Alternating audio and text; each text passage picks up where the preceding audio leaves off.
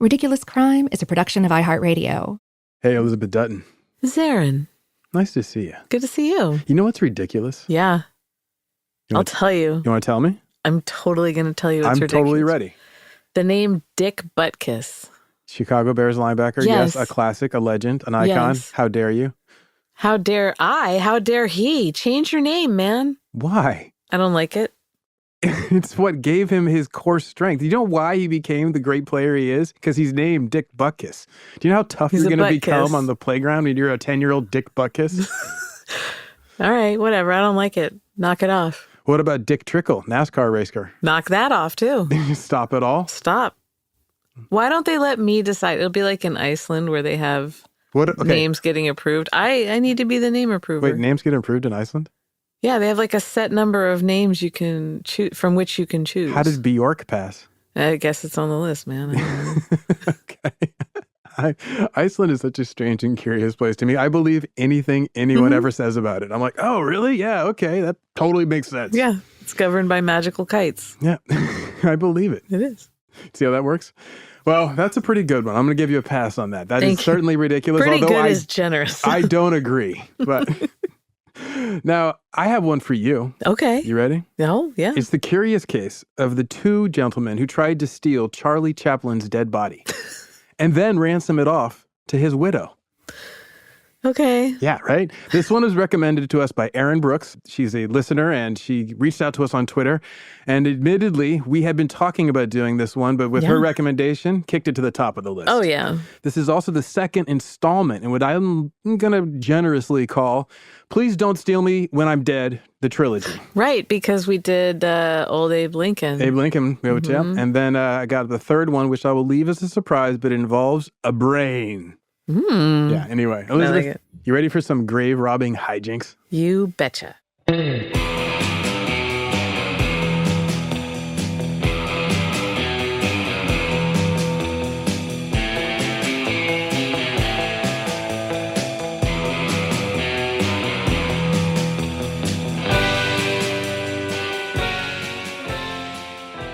This is Ridiculous Crime, a podcast about absurd and outrageous capers, heists, and cons. It's always 99% murder-free and 100% ridiculous. Hello, Elizabeth. We said hi. I know, but I just wanted to say hi again. You're a really nice person. So are you, dude. Hello and happy day. Thank you. This story is a wild one, and it may go off the rails. Who knows? We'll see. I like that. This story focuses on a criminally comic caper of two ne'er-do-well amateur body snatchers. As opposed to professional. Well, I guess there are professional body snatchers. There are professionals. Funny you mentioned that. There's a whole body harvesting market. So these guys are like semi-pro. Yeah, exactly. Well, I would say they're amateurs because we'll get to whether they get paid or not. Okay. Until they get paid, they're amateurs. So they were doing this work on spec. Okay. So there are obviously the fraudulent organ donor markets. I'm not talking about this. This is like hobbyist body snatchers. Exactly. Thank you. Old-fashioned grave robbery. Now, as I mentioned at the top, this story features the star of our show, Charlie Chaplin, or rather Charlie Chaplin's dead body. Now, a funny thing happened on the way to this grave robbery, which is they decided to do it. Okay. Yeah, they were like on their way to it. They're like, you know what? We're not going to actually steal him. That was the plan, not to steal his body. So it was like theoretical at that point. No, we'll get into it. It was, but I'll just say that their plan was not to steal him, and they ended up stealing him. So they're going out. I mean, if I'm driving down the street, my plan is to not run over pedestrians. My plan is to not set fire to my hair and go screaming through the mall. So what changed? Well, it was all kind of spur of the moment. Okay, this is getting confusing. So how about this? I'm really confused. Picture it. Yes. You ready? The year is 1978. You're in Switzerland. It's the village of Coursier-sur-Vevey. How'd I do on my French? Sounds good to me. Right? Okay. It's a tiny little village on the eastern end of Lake Geneva. It's early in the springtime. It's March, to be exact, if you're curious. And you're out on a midnight stroll. Now, the cobblestone streets, they're providing a rhythm to your walk. You're pretty much alone. It's dark. It's midnight, right? Now, on this night, you can see the moon is reflected in the crystal clear waters of Lake Geneva down in the valley below you. It's a picturesque night for a walk, right? As you're walking, though, the moon starts to be obscured from view. There's clouds gathering above, and you're like, oh, it's looking like it's about to rain. You can pretty much read the skies and the gathering dark clouds above you. You're like, oh, I need to get back across the village. So you're like, okay, what's the best way? You're going to take this little footpath, okay?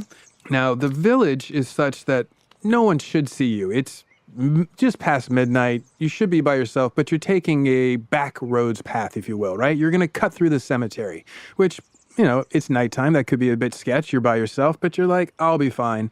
You make your way towards the cemetery, and you see in the distance 2 men working. And you're like, well, that's odd. It's way too late for grave diggers. They shouldn't be pulling a double shift. And now you stop to watch them, and you see that they're working with a shovel. One man lifts out of the hole a fresh scoop of dirt, dumps it on a pile. And you're like, okay, so they're clearly digging a hole. And now as you're watching, you start to hear the 2 men arguing. They're muttering at first, but they seem to be saying enough that you can catch bits of phrases, right? Mm-hmm. And you hear them say that the original plan is no good. Well, what was the original plan? And the men continue to argue. And you hear one man say, well, we've already dug him up. Oh. Right?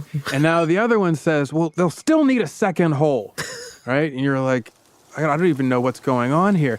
The rain, meanwhile, has started to fall and is continuing to fall. And it's now wetting your shoulders, wetting the ground, wetting the 2 grave robbers as well. Mm-hmm. Now, as they're going, the rain becomes a problem for them in terms of digging the hole. The rain is filling up the hole that they've dug, right? And they keep arguing about this. Now, you're still totally fixated on this. Like, what are these 2 men doing? But you're also getting wet. So you're like, I don't know how long I'm going to be able to watch this, right?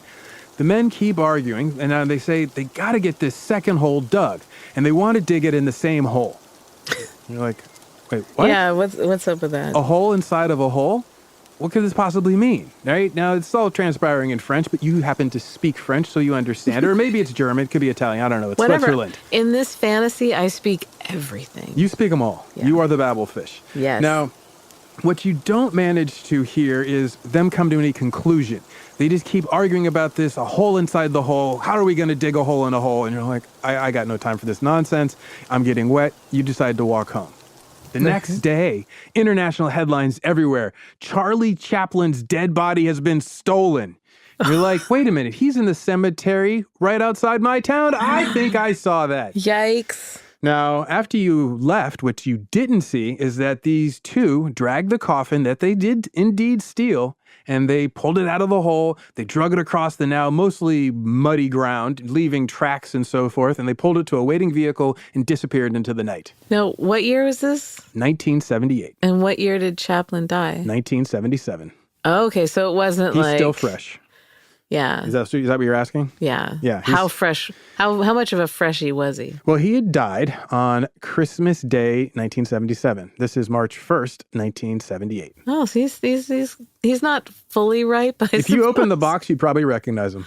Okay. Although you decompose pretty quick, like all the fluids and everything start to drain out within the first few weeks. Yeah. So not just like, they say the nails recede, the hair recedes, and so it looks like your hair grows and your nails grow. That all occurs within the first few weeks. But now at this point, all the fluids would have drained out and the rot and decomposition would have begun. It's soupy. So we're a few months in, so it'd be like a soupy bag of Charlie Chaplin. I'm so sorry with some bones about inside. that, everybody.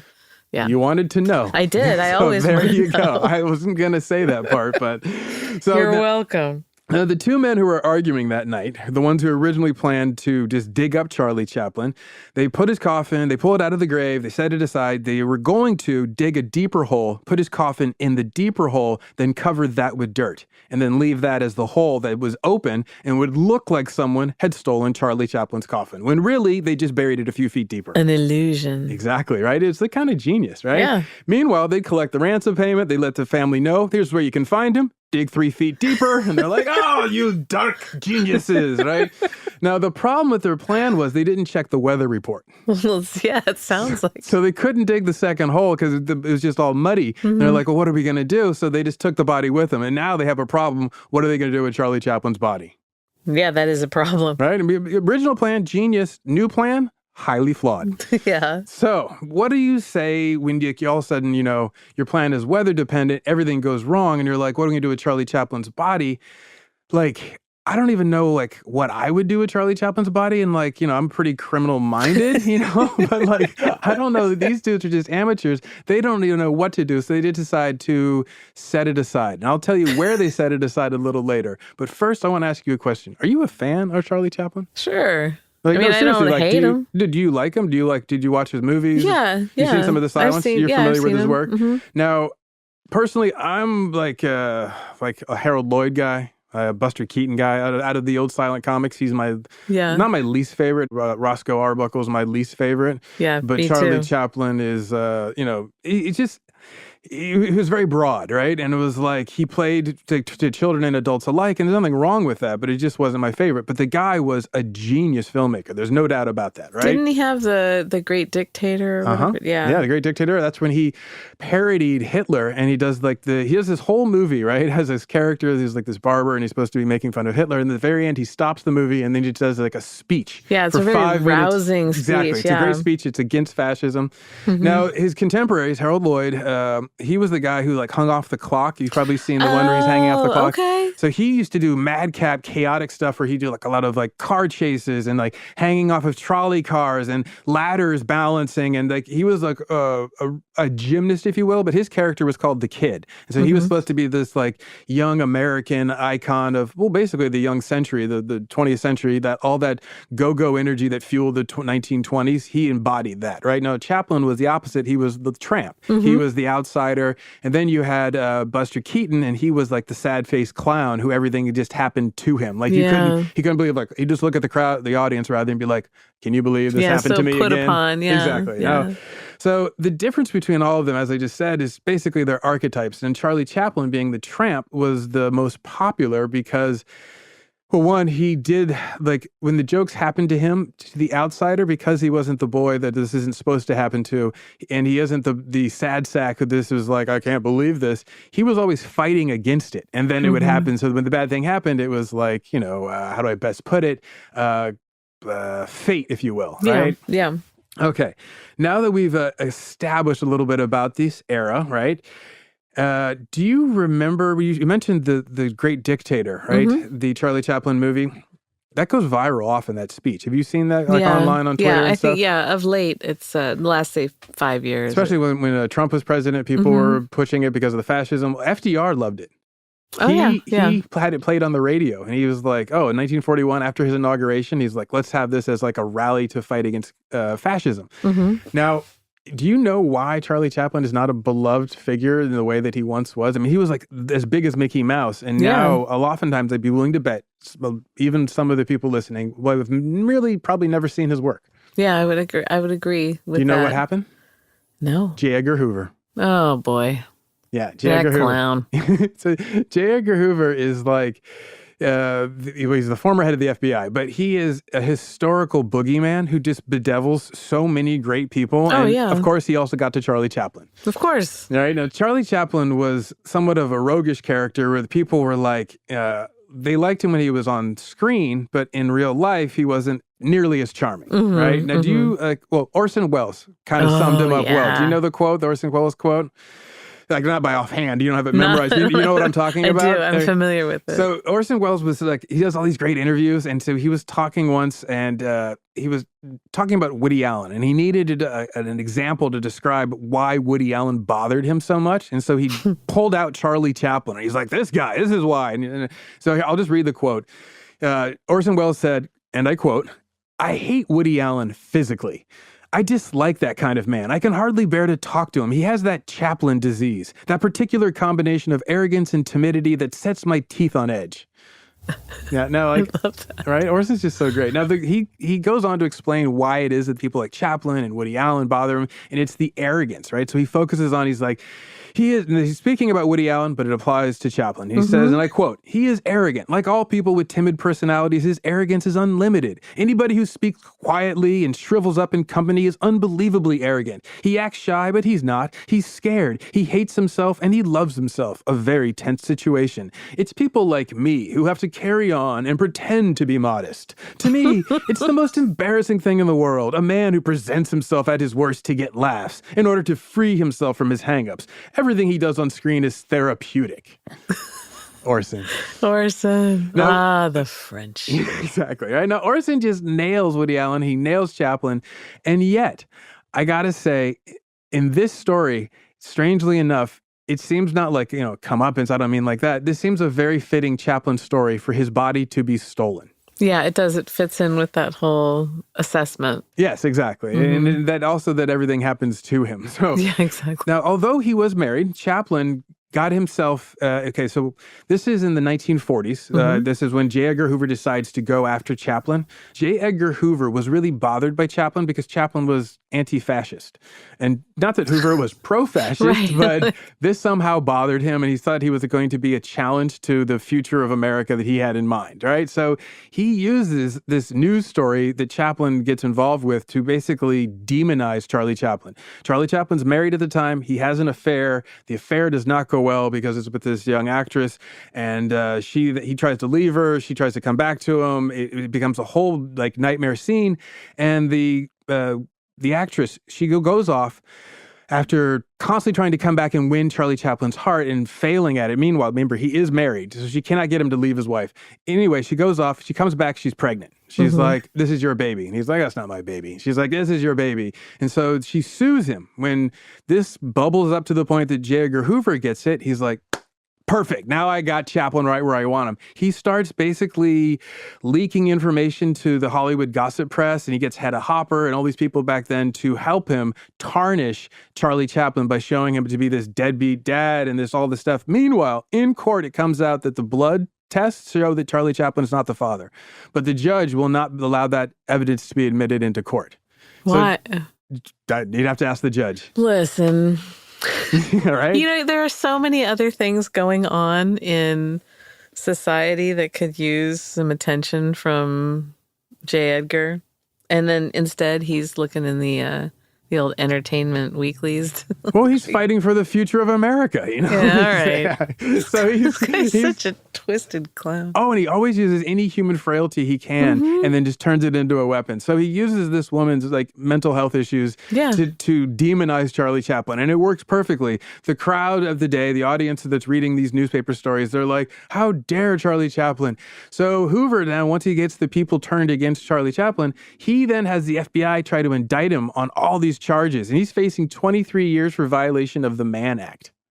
Chaplin is 23 years because he'd taken a woman across state lines. The Mann Act forbids taking a woman across state lines, and he did that. So apparently, oh my God. Anyway, so he's up on all this stuff. Charlie Chaplin manages to beat this case, right? And then he is able to not win back the public. This is the time after The Great Dictator, which was basically his last big film. Yeah. And in that film, he'd become so political, people didn't want to see his comedies anymore. The world is changing in the war. After the war is over, comedy has changed. People are all about, a much different view of what's funny in post-war America. So Charlie Chaplin finds himself in this legal fight, and he's like, you know what? I'm going to Europe. Yeah. Now, one of the big reasons he decided to become a European citizen is that originally he was born in England, so it's a natural move for him to go back. Yeah. But secondly, he'd just gotten remarried. He married Una O'Neill, the daughter of the playwright Jean O'Neill. Yeah, and so that's right. He's in love, and he decides, you know what, I'm going to go make a new life for myself in Europe. Yeah, fresh start. Right? And when we get back after this break, I will tell you about what happened between then and him going into the ground and being dug up. Oh, boy.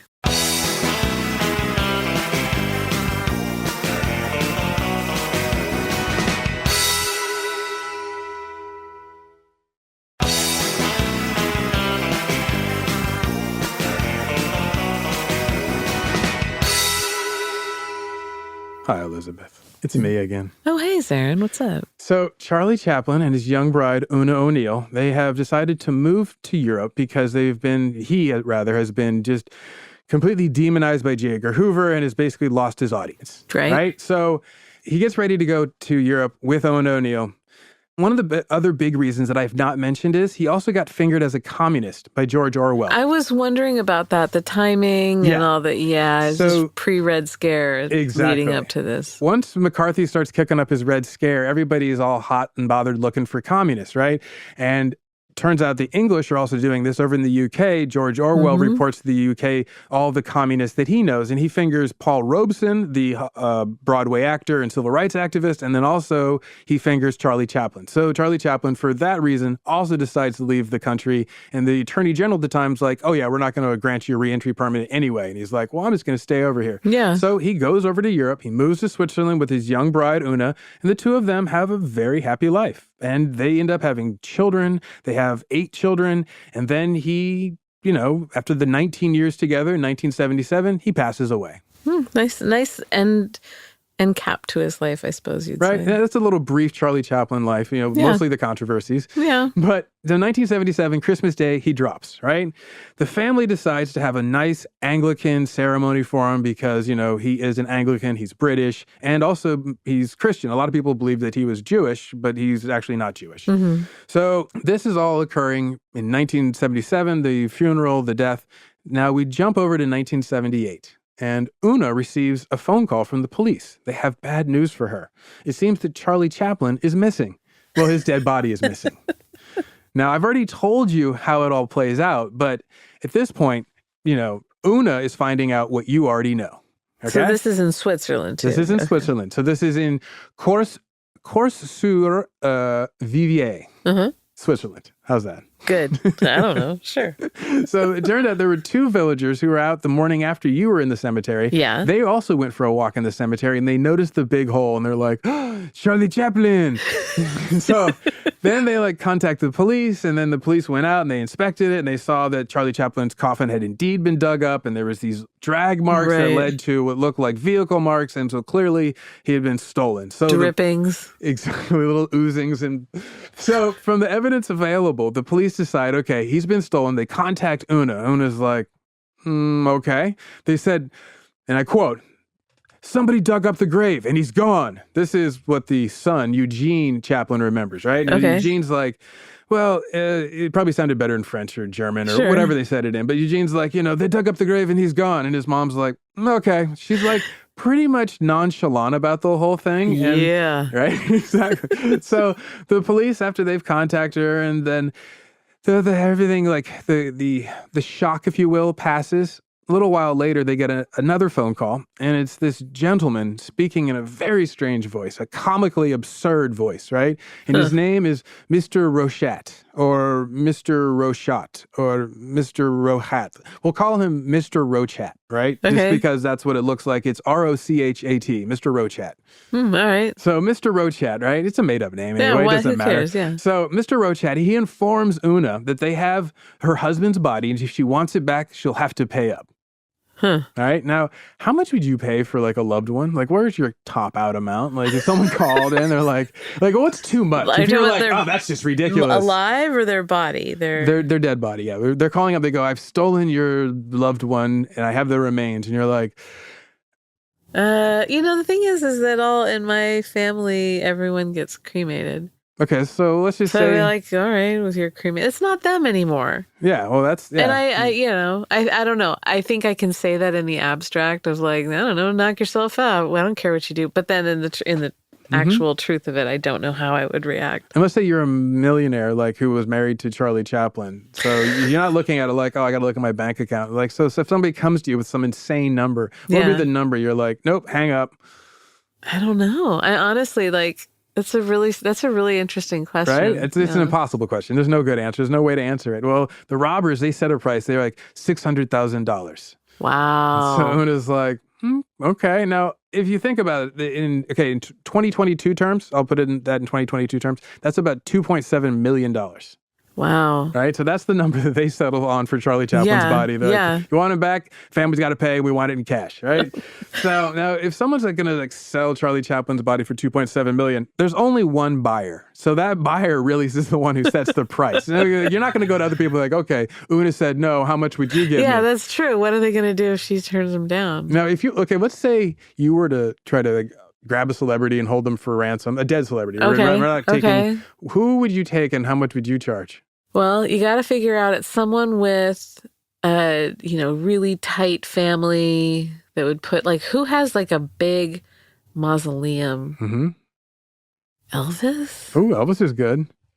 I don't know if Lisa Marie would pay, but No, she probably wouldn't. no, she probably would. She's a devout daughter, I think. But I think you'd have to target someone who had a huge, like, mausoleum, big tomb. But also think about the fact of you don't want the body desecrated. So some people want to protect the remains more so than others. That's what I'm saying. That if it's in a big tomb, then they've already put a lot into this. It's an important thing, and so if you can take that and make sure you don't mess it up on the way out and break them in half or anything,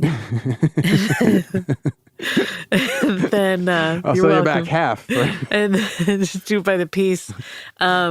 And then you can probably spin it around. I don't know. You can get a couple million out of them at this point. See, now, for instance, I've thought about this, and I'm sure you have. I mean, for the not for like life, for the purposes of this story. That's why this story was attractive to you. Yeah, I was like, how much could? No. Let's just say like Fred Rogers, Mr. Rogers. Oh, I'd be willing to bet you get a couple mil for him. Sure, Revered figure. You don't want anything to be him to be even desecrated. if it's not the family, I could you can see get PBS to pony up a couple mil. They'll just crowdfund it. Yeah, exactly. For our new pledge drive, we need to save Mr. Rogers' body. The GoFundMe to get the body back. I don't know what Mr. Rogers would be worth on the black market. It'd pretty much just be PBS and the family, I think. Well, see, here's the but thing. Maybe you could be able to put him out there. With a celebrity, you could get On Silk especially Road? nowadays, exactly, dark web, get the freaky deakies who are like, yeah. Like, I got 3 mil. What's PBS got? Match me, PBS. The matching donation to PBS, your pledge drive on NPR goes to reclaiming Mr. Rogers' body. Yeah, and then there's some creep in who's the guy the Maldives. He just loved Mr. Rogers and like is sitting there in this mock sweater and it's like, I've got 4 million. And he plans to just like suspend the corpse in lucite or something. Yeah, just so he can always be able to see him from Sleep any point in next the to house. it. He's just the central pillar of the home. Or just make it sort of lay him in the bed. It's a Rose for Emily situation. Oh, there you go. See, Yeah. I'm telling you. Amateur criminals, this is how they start. You got to do the brainstorming. Yeah, it takes a lot of planning. Yeah. Now, all these prices and stuff, I've never brokered a body. I don't know how much the prices are, but like... I'll tell you, I have, and the prices are going up. It seems like 2.7 million, though, is a little high. That's a lot. Like, to come in as your opening offer is just like, oh. Anyway, Una's like not too into it, right? So she's a tough character, and she's just like, no. And they're like, what do you mean, no? She's like, no, and just hangs up. I love it. Right? So what's next for these ghoulish body snatchers? Now that they have Charlie Chaplin's body and the one person who's supposed to buy it won't pay for it. They're like, I don't know, like some Hollywood museum. They always put Charlie Chaplin in like murals in Hollywood. Exactly. Maybe you could go over like, hey, Ripley's Believe It or Not. You want to take it? They would totally buy the body. We got the real deal. Forget a wax statue. So anyway, meanwhile, now that Una has said no and the body snatchers have this body on ice, they've got to like figure out who else they can sell it to. The townspeople are whispering amongst themselves, who's responsible? Who could have done it? It's most likely, an international cabal or possibly a local. Some people, they settle on the idea it was Nazis.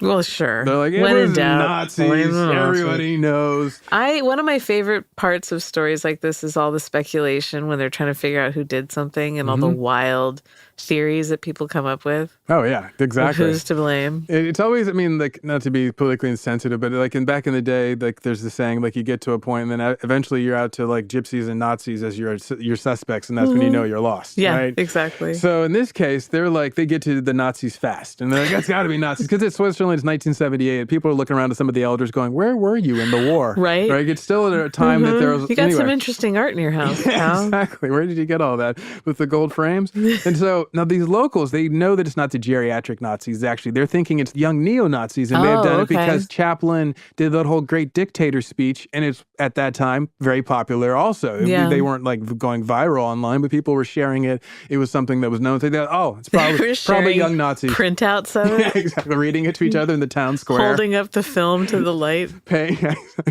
Also, the other thing is people thought that Chaplin was Jewish, so they thought, maybe the Nazis did it to desecrate the grave, but he's not. He's an Anglican. Yeah. So, not the young Nazis, not the old Nazis. They move on. Who else is it? They keep trying to point the finger around town. Baby Nazis.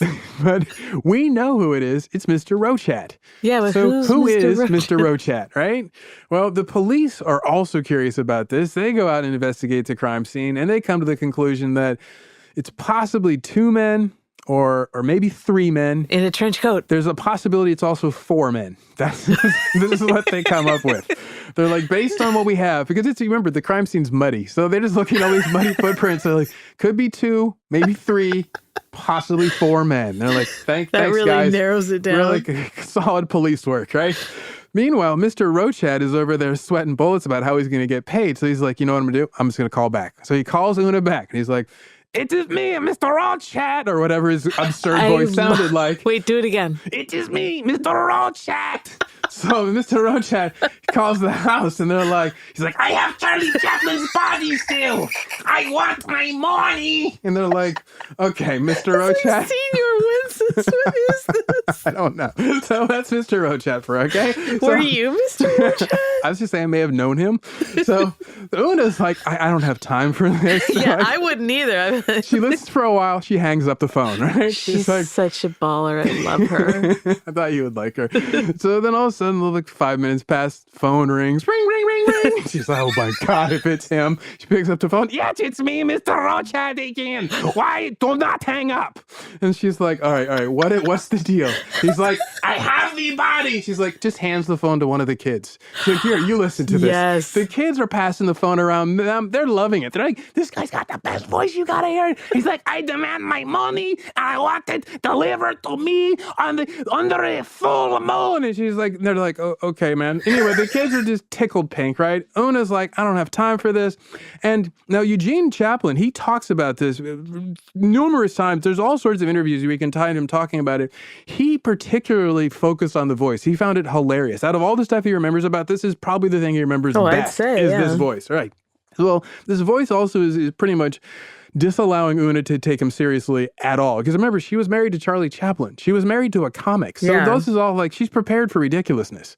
Right? So, right. What if it's not a put-on voice? And she's just being ableist. That's his actual voice. Yeah. Well, apparently it was so ridiculous, everybody knew that there is no way anyone speaks like this. The shifting accent, I think that was me. Is a good one. I know that's you, but I mean, I think that's always a good tell when someone's faking it. Well, so Mr. Rochat, he's got to win them over because he's got Charlie Chaplin's body just moldering somewhere, and he's like, I'm not getting paid for this. I need to be pushing product. So he's like, how do I make this happen? He goes and he's like, okay, I'm going to brainstorm. I got it. I need her to believe I have the body. So he goes out, they dig up the body where they have it stored. They take a picture of it, and then they put the body back. They send a picture to the newspaper. The newspaper prints up the photo.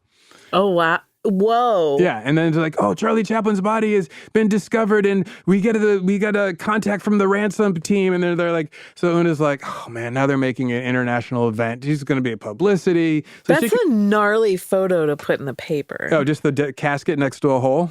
Was it just the casket or was it open? It was the casket, just the coffin next to a hole in a. I thought it was like, say cheese, and he's just all teeth anyways. They're and like then propping running up it the on body. the front Just page and skeleton arm around one of their shoulders.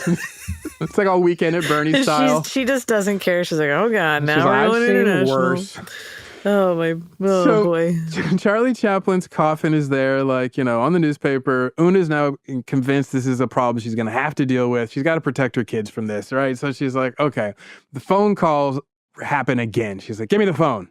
It is me, Mr. Rochat. I see you saw my photo. And she's like, all right, what was the price you said? $600,000? He's like, that is right. And she's like, okay.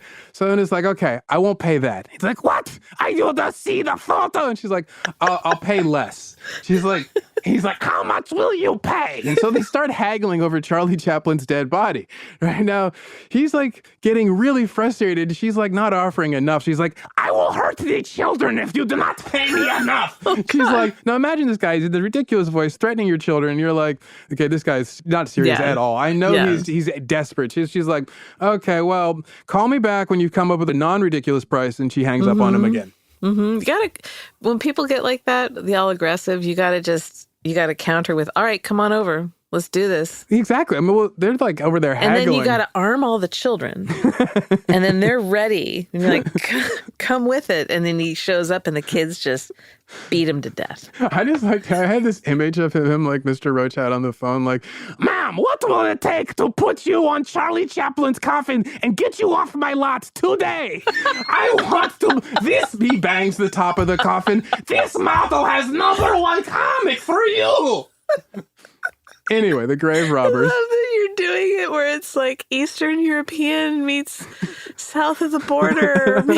Yeah, it's non-specific. Jerry Lewis. Exactly. With a little Peter Lorre in there. Now, so the grave robbers, because they're getting, they've tried to haggle with Una, and she's like, one has. The rest of them are probably sitting in that room while he's geeking out on the phone with them, being like, oh my God. You're embarrassing us. Stop it. Tone it down. Take it down a notch. We talked about this. Remember? You were going to do less this time. So anyway, the grave robbers decide Una's not taking them seriously, so Mr. Rochat calls the family lawyer. And then he's like, it is me, Mr. Rochat. Do you have authority to discuss the body? I have payments to talk about. And the lawyer's like, oh, let me talk to Una. So he talks to Una, and then Mr. Rochat just keeps calling the lawyer, trying to haggle with him, right? It ends up, this takes months, by the way. And this ends up that he calls the lawyer and Una 27 times. Oh my God. Yeah. So 27 times you hear that voice or a voice like it. And so, meanwhile, the only thing that Una is saying about all of this publicly is that, quote, Charlie would have thought it rather ridiculous. Yes, that's true. That's the only thing that she's saying publicly. She's got everything in perspective. Now, the best part to me is the police response, which I haven't really gotten into yet.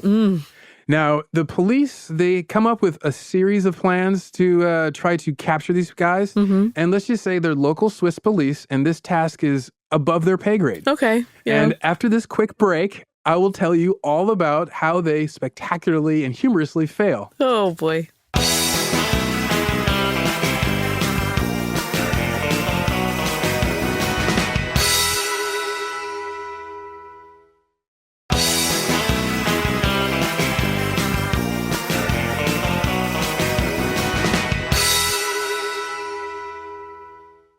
So now Una has been frustrating the kidnappers because she like haggles with them. She's got the price down, but they never settled on a price. And the kidnappers are like getting so frustrated. They go to the lawyer. The lawyer's like, okay, I'll talk price with you. It's after 27 phone calls, they get it down to where they finally established how much they'll pay to get Charlie Chaplin's body back. And the police were like, perfect. We're going to use that as our opportunity to grab them. So tell them you'll do it. She's like, fine. Next time he calls. And so cool waits. Customer. All of a sudden, phone call. Bring, bring. It is me, Mr. Rochat. And she's like, yes, I knew who it was. $100,000. I'll pay $100,000. And he's like, perfect. That's more than I had yesterday. Basically, she's paying him 100 G's to stop calling. Exactly. She doesn't want the body back So at all. I don't care. Whatever like, you're going to do, put it in a bag, throw it in a river. I don't care. Just never call this number again. So the cops are like, okay, we're going to run a sting operation. This is going to go great. So famous last words. The sting operation is, Una, when she talks to Mr. Rochat, she said, I'll have my chauffeur come out. He'll meet you. He'll give you the $100,000. You give him the coffin, slide it in the back of our Rolls Royce, and he'll drive back. Okay. And they're like, no. Wait, stop for a second. I'm going to pull up in the Rolls Royce. You're going to throw a coffin in the back. Yeah. After I give you $100,000. This is so preposterous. Now, you may be wondering, where's the cop part of this? Yeah. Cops are like, we're going to be the chauffeur.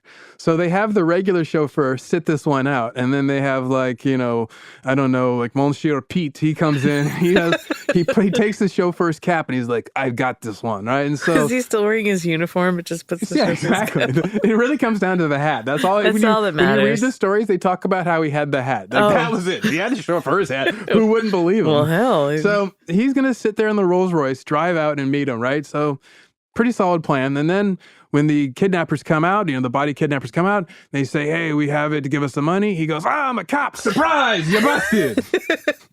Boom, arrested. Yeah, that's the plan, right? So foolproof, right? Now, for sure. This one is not weather dependent, so they at least have that going for them, right? So what they don't count on, though, is the local postman. Yeah, right? No one ever counts on the post. I'm telling you, postal workers, I'm a huge fan. Oh, yeah. The show is big fans of the Postal Service of all countries, mind you. Yes, exactly. So this undercover cop chauffeur, he drives up and he's waiting at the drop site and he catches the attention of the local letter carrier. They're like, he's not the right driver. I know the driver. That is not him.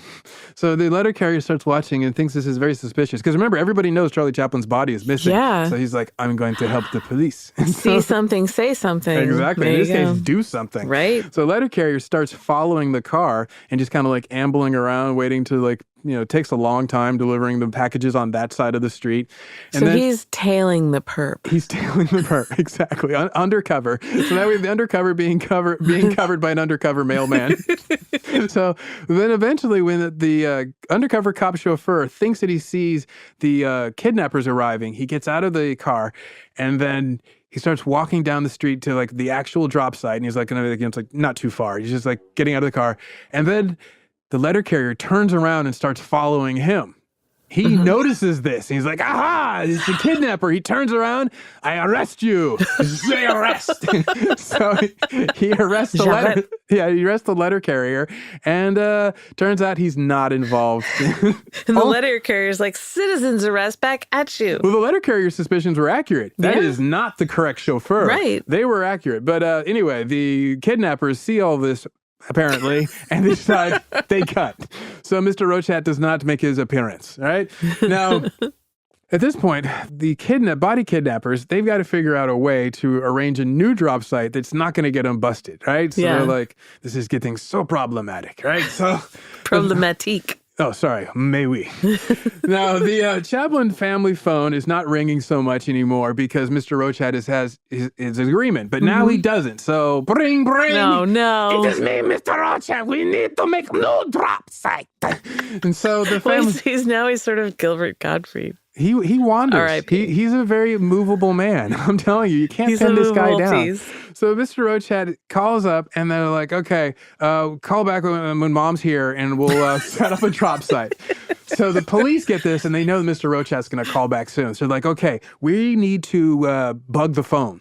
So they're going to bug the phone, but not just that phone. They're going to tap all the phones in the area because they think he's using a payphone and they think he's a local. So they tap 200 payphones. What? Yeah. Tap 200 payphones. Wow. I don't even know how you do that I clandestinely. don't know either. But apparently they manage, and it works. This works. One of the kidnappers goes to use a payphone, and the police jump out, and they're like, J'arrête. Did I get it right that time? Sure, close enough. Yeah, anyway, Close enough for government work. They catch one of the Charlie Chaplin body snatchers, and they're like, "You are under arrest." And he's like, "Oh man, you got me." And then they go and he admits who he is. And they go and they go out to the hideout and they get his partner. Turns out it was just two of them. Oh. Right? Yeah. So it's just two. And they tell the police, hey, we'll show you where Charlie Chaplin's body is buried. And they're like, why did you do this? They're like, we needed the money, man.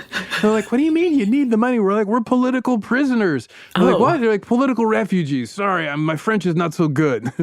So it turns out Mr. Rochat and his amateur partner are political refugees. From? Oh, you want to know? Fine, I'll tell you.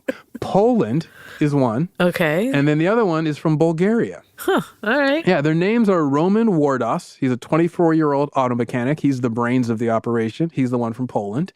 And then there is his partner, Goncho Genev. And Goncho is a 38-year-old auto mechanic as well. And he is the muscle of the operation. Now, who is the voice of the operation? We'll get to that. Oh, ho, ho, ho. These two men, as I told you, they're political refugees. They had relocated to Lucin, Switzerland, and not being hard men, they as soon as they get popped by the police, they just spill everything. Yeah. They sing like songbirds, so they confess to all their crimes and crimes that they wanted to commit, right? So they lead the officers out, they show them where Charlie Chaplin's body is buried, or rather where the coffin is buried. It's not like just a pile of bones in a mud hole. Yeah. It's actually a coffin there. And then they takes them a second, though, because they can't remember quite where they buried him, so they have to find the markers. They dig one hole. Not this one. They try another one. No. This is the one. So then they finally find the body, right? So Wardos and Genev, they take the detectives out to the cornfield, they find the body, then they take the body and they bring it back, they clean it up, they do whatever, I shouldn't say the body, the coffin, and then they rinse it all off or whatever. And it turns out it wasn't that far. It was just 10 miles on the other side of Lake Geneva in this little town called Novier, or Noville, if in English. Now, this 10-mile jaunt is as far as Charlie Chaplin had gone, right? So because after their hole inside of a hole plan failed, they had to go find another place to dig a hole. So they said 10 miles should be good. Yeah, sure. And that's where they went. So after that, Genev, the Bulgarian, he explained to the Swiss police and to the public at large that he was just the muscle. He didn't think of this plan, right? And he's like, look, he tells me we want to dig a hole. I say I dig hole. All right, so I'm like, no problem, right? He's like, and also he's like this interesting cat because he like admits that he was like totally indifferent about handling Chaplin's coffin, dead body, possibly if he like fell out, if they dropped. He's like, and I quote, I was not bothered about lifting the coffin. Death is not so important where I come from. He reminds me of my Eastern European friend's father. Oh, yeah. Death is not so important where I come from. Like, that's some stuff he would say. Yeah, so you're just like, I don't really need to know what you've seen and done in your life, but I really want to know what you've seen. I'm going to take Bulgaria off my list of places to visit, though, just for right now. I know 1978 Bulgaria sounds rough. Yeah, love it. But anyway, so this get-rich scheme of theirs that they came up with is because they are political refugees, and they're political refugees. They basically are fleeing the Iron Bloc, the Iron Curtain, because in 1978, so they're trying to get away from the Soviet Union and the satellite states of Poland and Bulgaria. And so they searched out freedom in Switzerland. I don't know why Switzerland. It's neutral. They found that it was a very difficult place to get work. So they're like, you know what we should do? Steal the body of the most famous person in town, hold him for ransom. Sure. They're like, yeah, that sounds like a solid plan. So this is Wardis's plan. He's like, look, I decided to hide Charlie Chaplin's body and solve my problems. That's what he tells the judge. Like, that's his answer. So, and by the way, this confession that I just told you, that's what he says in his trial to the judge at the beginning of the trial. Oh. He just says, like, I did this. Look, man. Like, I don't have time for Cut all to this. the chase. I did it. So the trial doesn't take long, and of course the guys are found guilty, but there is one interesting point. During the trial, the lawyer, the family lawyer who's been having all of these calls, he's like, I was just really looking forward to speaking to Mr. Rochat. I've spoken to him so many times. I was kind of hoping to meet him in person. So at this point, Roman Wardes, the 24-year-old from Poland, he stands up in the witness stand. He goes, "Good morning!" This, of course, leads to a big laugh from the courtroom. The judge even laughs.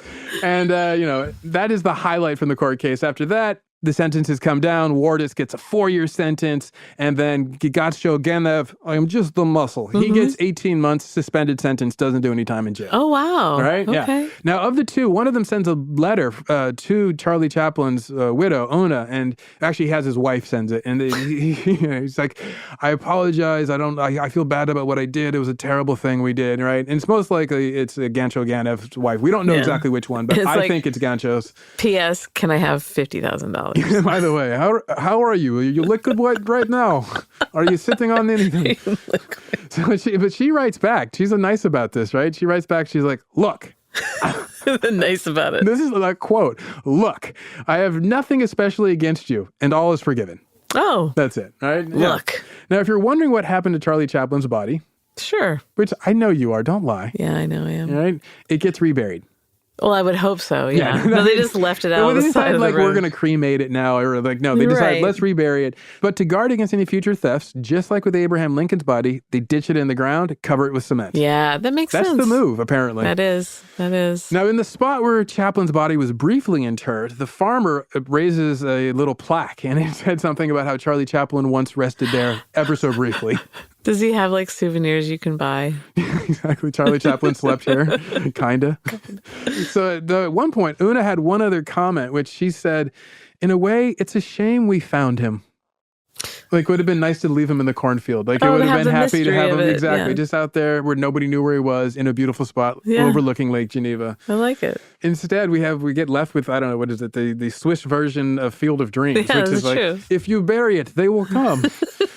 So now, of course, a film was made of this because this story is just so filmable. In 2014, the film was called The Price of Fame. It featured Charlie Chaplin's granddaughter, also his son, Eugene. He got a part. He played a circus, the guy who runs the circus. So wait, there was a circus involved in this? Yeah, because, Charlie Chaplin, he was when he was young, he must have been in a circus. Oh, so it was just his life story, not just the story of the body theft. Or it's the story of the body theft and there was a circus involved. We don't know because we didn't watch the movie. Way to research, Burnett. I didn't say, hey, I'm telling the story here. They told their story. I'm telling this one. I go out of my way every time I'm going to tell a story and there's a movie involved to not watch it. Do you really? Yeah. I've gone back and forth. It depends on the movie. Sometimes I watch the movie and sometimes I don't. In this case, I didn't because the reviews were all so bad. I'm being honest. Just, Fair but play. in the movie, apparently the men who steal his dad's body, according to Eugene, they're portrayed as lovable idiots, which is a perfect comic duo in the spirit that his father would have loved. And he actually said that it was the kind of story his dad would have loved. Nice. Right? So there you go. There's your happy ending. Dad would have loved the story of his body being stolen. Excellent. So, Elizabeth, what's our ridiculous takeaway? Well, okay. I think that the ridiculous takeaway is that I really wish we had access to like the notes that these goofballs put together. Not just these guys, but all of the kind of wacky extortion capers and that sort of thing. Mm-hmm. I want to know what other ideas they had before they came to... What was their plan B that they guys, said, not this one, this is the winner? Listen, gather around. We're stealing a body. This is a lock. You cannot go wrong. It's like, how often have there been body thefts with like successful ransoms? It's not like this long history of, now look, this is a surefire way. This is a blue chip crime here, folks. So I really want to know. Ponzi scheme, body theft. These are the crimes that work historically. I want to know what was on their crime vision board before they got to steal a body. They're like, can we pull all of the metal out of all of the houses in town? And nope, too much labor. Steal one body. I like it. I'm going to tie a giant magnet to a huge bunch of balloons and have it drift over picking the up loose bank, change. and it's going to lift all the gold. They're like, yeah, the gold is not magnetic. Darn. Take that off the board. Off the board. Okay. All right, next. Saul, what was your other idea? My ridiculous takeaway, thank you for asking. Well, I was about to. I was just like, my mouth was like, what? And you're like, oh, hey, listen, it's all about me. So I'll just tell you this right now, here off the stage, Elizabeth. Harold Lloyd. See, nobody would do this to Harold Lloyd because they respect him because they know he's the best. No, for real, that's not my ridiculous takeaway. But Orson Welles would agree with me. Yes. But my for real ridiculous takeaway is that Una Chaplin was right. She basically had your vibe, which is you didn't steal my husband. Yeah. You stole some bodily remains. Yeah. And it doesn't really matter to me because whatever he did on Earth, people still love him for it. And whatever he did with me and our family, I still have that love. And he's still here in my family and in my children's eyes. I see my husband. Oh, yeah. So she knew where he was. He's with her all the time. Exactly. So it's like, look, you can have the body, have the bones, bury them, play with them. I don't care. It's all you guys. Take the body, you freaks. But the spirit lived on elsewhere. Yeah, exactly. I like it. So there you go. That's mine. That's a good takeaway. Yeah, it's like the dirt worshiper's guide to spirituality. I like that. But anyway, thank you for joining us. I'm Zaron Burnett. I'm Zaron Burnett. And over there is Zaron Burnett. Yeah, Zaron. You can find us online at Ridiculous Crime on both Twitter and Instagram. If you got a tip for us about a ridiculous crime you'd like to hear about, tell us. You want to confess to a ridiculous crime? Mm-hmm. Hit us up. Email us at ridiculouscrime@gmail.com.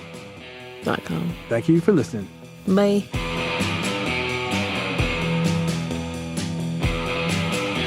Ridiculous Crime is hosted by Elizabeth Dutton and Zaron Burnett. Produced and edited by Chief Soil Scientist Dave Kustin. Research is by celebrity gossip maven Marissa Brown. The theme song is by Thomas. I'll bring my own shovel, Lee, and Travis. Never met a mud hole I didn't like, Dutton. Executive producers are Charlie Chaplin Truther, Ben Bolin, and Noel. I don't know. I prefer Buster Keaton Brown.